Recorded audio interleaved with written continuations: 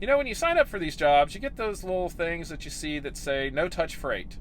Well, that doesn't always happen. And we're going to talk a little bit about that coming up right after this.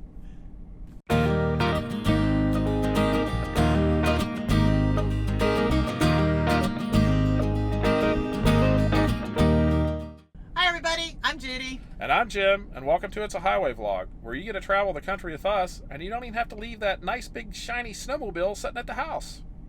So, while you're just cruising along through those drifts and up and down those hills and through those plowed fields...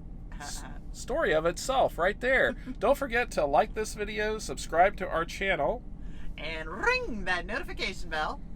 So you don't miss a thing. Ever. Well, if you were out on your snowmobile, you probably would. Yeah, probably not a good idea. So go inside, it's cold. And watch it. Hey, good afternoon, everybody. We are in Wisconsin, and it is sort of cold, and it's snowing out, and but we're loaded, and we're headed south-ish. East, south, southeast. Yeah, east, south, southeast. We unload in the morning, and then we have another load. I know, it's amazing. Wow.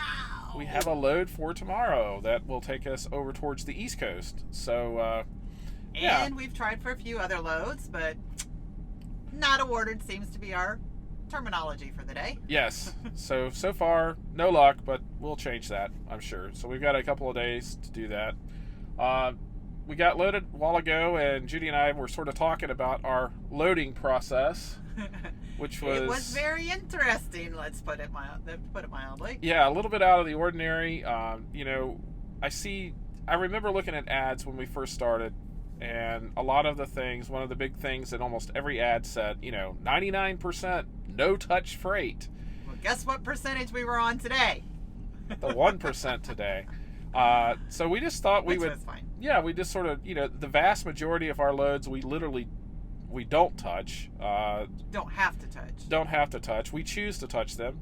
I would rather put stuff in my truck with a pallet jack than I would have them come in my truck with a forklift. In fact, I try very hard to keep the trucks or the fork trucks out of our truck because there's just all kinds of things that can go bad. They can scratch my floor up. They can put their forks or their truck through the side of my truck. Or even their forks through the freight, which is not good. None of that would be our fault, but at the same time, just the downtime and trying to get all that worked out. Yeah, so so anyway, we basically try not to let them touch the freight. We usually will put it in with a pallet jack, and then, of course, we have load bars in the truck. We'll put the freight up against the load bar, and I'll put at least usually a couple straps on the freight itself. We have E-track in the sidewalls, so our straps hook into the E-track. We'll strap the freight in. We'll do a video about that at some point in time. Securement video. Yes, Yay. the old securement video. But back to the topic at hand. The topic at hand for today, we arrived, we knew this load, it called out for a pallet jack, a lift gate, and inside pickup delivery. And it said 2 pieces, 1,500 pounds. And we still took it, folks. Yes, we took it. And so when we got there, we really never know what's going to happen. We've had loads like this before that say that, and then we get there, and it's just like, okay, here's our dock. We'll just put it on your truck. No big deal. Well, today was a little different. We got there. There were 2 big wooden crates. One that was probably 7 foot tall. And they did have a dock, which we were kind of excited about because it was like, well, they really do have a dock. We could, this will work. They had a dock, and so they had a dock, but they did not have a pallet jack. So luckily we have a pallet jack. We carry one on the truck, so no big deal. And it called for that, so we were ready for it. And I asked, okay, so do you have a dock plate? Oh yeah, we have a dock plate. No. What they had in calling a dock plate... It was really heavy. was not a dock plate. So it turns out we did use our lift gate, and we had these 2 awkward, heavy crates. One weighed about 900 pounds, and the other one weighed about 600 pounds. And so they weren't really, they're not horrible with a pallet jack, but we had to use the lift gate. Their dock was down here. My truck is up here. And so we had to move the lift gate up and down to try to get the crates onto the lift gate, raise the lift gate up, and then take them into the truck and secure them. And of course, the lift gate did not sit flush with their dock. So the truck was sort of heading downhill, so the lift gate in the back side was sort of tilted up. So when it came down level, it wasn't really level. So anyway, to make a long story short, it was difficult to get those 2 crates from their dock into our truck. And then at this point in time, Judy ran the lift gate, I ran the pallet jack. We were finally able to get everything inside the truck, and then we had to secure everything. So I have these 2 crates in the truck. They're secured with 7 load bars and 6 of our E-Track straps, so they're not going to go anywhere. But I just remember that, you would see those ads, no touch freight. We normally touch every single piece of freight we put in this truck. Because we secure it. Because we have, unless we're not allowed on the dock, which sometimes happens too. But we will secure it. We'll put load bars in. We'll put straps in, and it's no big deal. And I'm not complaining about today. Nope, because it's part of what we do. It's part of what we do. And we chose to take that load.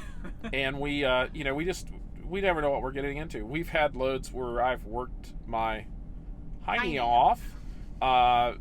This wasn't really one of them. I mean, it was just awkward and trying to get everything into the truck. The other awkward part of it was we're supposed to be at 72 degrees Fahrenheit, and it was 16 degrees outside. And sometimes when we have the liftgate pallet jack kind of scenario, you can take it down a ramp, or you can put it outside and go up and down with it. That way, this was not that way. We had to try to finagle it and then get the doors shut and all that kind of stuff. But we got it, and it wasn't really that difficult. But we just wanted to say something about, I don't know what no-touch freight is. So, I mean, we load and unload almost probably 95% of our loads, and I'm fine with that. I like the hard manual labor. I'm no stranger to that. The exercise. And it's how I get my exercise. We don't do it a lot. A lot of times we're just on the dock, and we go onto the dock, and then they actually, because a lot of our customers have pallet jacks that they load it for us. So. Yeah, it's unusual to find a customer that does not have a pallet jack, but they were used to dealing with, in this particular case, small packages. This 2 pieces of machinery were delivered to them by mistake, and we are actually the folks that are coming to take it to where it needs to go. Yeah. The first time it needed to go, but we're taking it there. So how something that's supposed to go to Indiana ends up in Minnesota, I don't know. But same company, I think. Yeah, maybe so. Misshipment, I guess. In our case, it works out for us. We get a load, we get to run and do this. So that was the whole point. That's all I wanted to say today. All we wanted to talk about today, folks. You're lucky. Short video, and I need to get to bed, so I will put this video together. We will throw it out there. Please, if you like videos like this, or even if you don't, go ahead and like, subscribe, comment on the video. Let us know about your worst freight handling experience. Yes, that would be cool. Maybe so. Anyway, so don't forget to ring that notification bell, too. Yeah. So you get notified of all these new videos pop out. Every day. Maybe. And we'll see you in the next video. So long, everybody. Good night.